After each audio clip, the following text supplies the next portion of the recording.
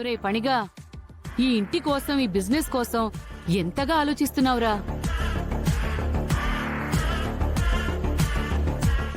ఏది ఏమైనా గొప్ప ఇన్వెస్టర్నే పట్టుంటావుగా? అవునమ్మా, చాలా పెద్ద ఇన్వెస్టర్లు. మార్కెట్లో కూడా చాలా మంచి పేరుంది వాళ్ళకి. త్వరలోనే వాళ్ళతో ఎంఓయూ చేసుకుందాం.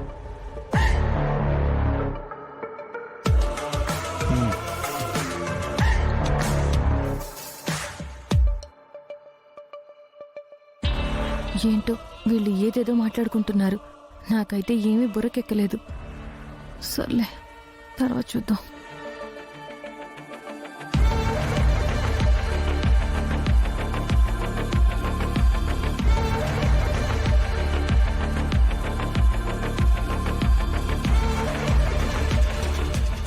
ఏమండి, మేజర్ షేర్స్ తీసుకురావడానికి ఇన్వెస్టర్స్ అంటున్నారు. ఆ వచ్చే వాళ్ళు ఎలాంటి వాళ్ళు ఏంటో. అదే నాకు అర్థం కావట్లేదు గాయత్రి.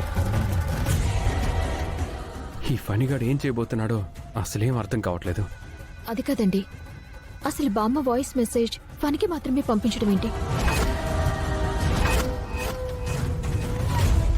ఇప్పుడు బిజినెస్లన్నీ లీడ్ చేస్తోంది మీరు కదా, మీకు కూడా వాయిస్ మెసేజ్ పంపించాలి కదా.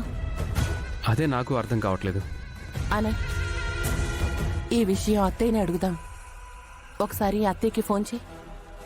అలాగే.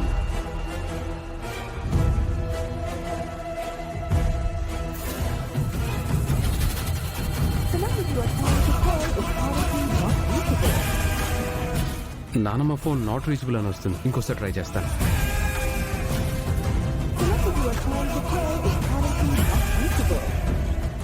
నానమ్మ ఫోన్ కలవట్లేదు. బామ్మగారి ఫోన్ కలవట్లేదా? మరి వాళ్ళకి వాయిస్ మెసేజ్ ఎలా వస్తుంది?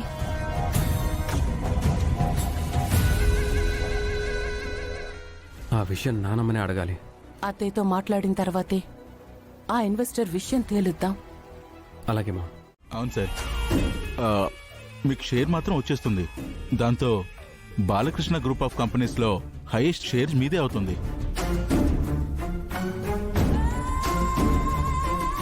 నా చేతికి షేర్ పవర్ వచ్చిన తర్వాత నిన్ను ఆ కంపెనీకి చైర్మన్ చేసే బాధ్యత నాది. అందుకే కదా సార్ మీతో ఈ డీల్ పెట్టుకుంది.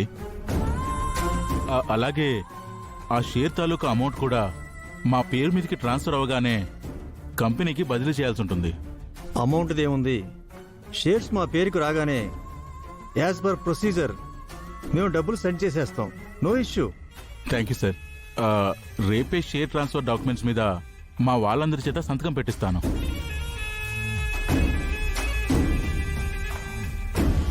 అలాగే. ఓకే సార్, ఉంటాను. ఓకే ఫణి.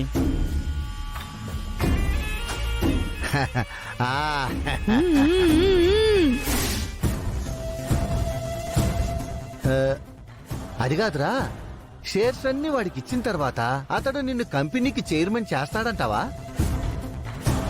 చేస్తాను నాన్న. ఆ నమ్మకం ఉంది కాబట్టే కదా వాళ్ళ దగ్గరికి వెళ్ళాం. వాళ్ళు చాలా జెంటిల్మెన్స్ లాగా ఉన్నారు.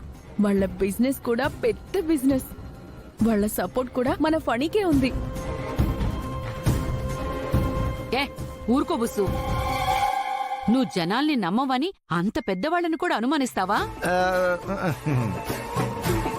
ఒరే ఫణి, నువ్వు చేస్తుంది చాలా మంచి పని. రేపంతా సవ్యంగా జరిగి ఆ షేర్స్ వాళ్ళకి ట్రాన్స్ఫర్ అయిపోతే ఇక అంతా మనదే రాజ్యం.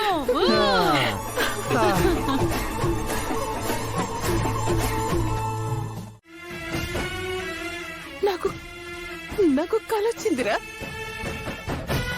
కలొచ్చిందా? ఏం కలొచ్చింది అత్తయ్య గారు? నా కొడుకు బాల, వాడి కూతురు ఇద్దరు చాలా ప్రమాదంలో ఉన్నట్టు కలొచ్చిందమ్మా.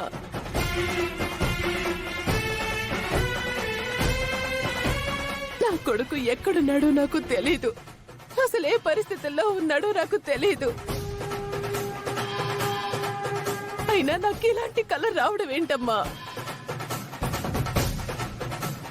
రే ఆనంద్, నాకు చాలా భయంగా ఉందిరా.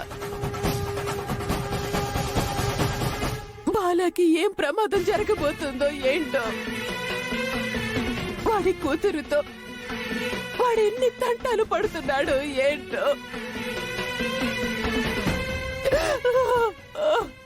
బాధపడుతున్నా అన్నయ్యకి ఏం కాదు. అత్తయ్య వచ్చింది కలే కదా, కలలన్నీ నిజమవ్వాలని లేదు. లేదమ్మా, దేవుడు ఒక్కోసారి మనుషులని హెచ్చరించడానికి ముందస్తుగా కలల రూపంలో చెప్తూ ఉంటాడంట.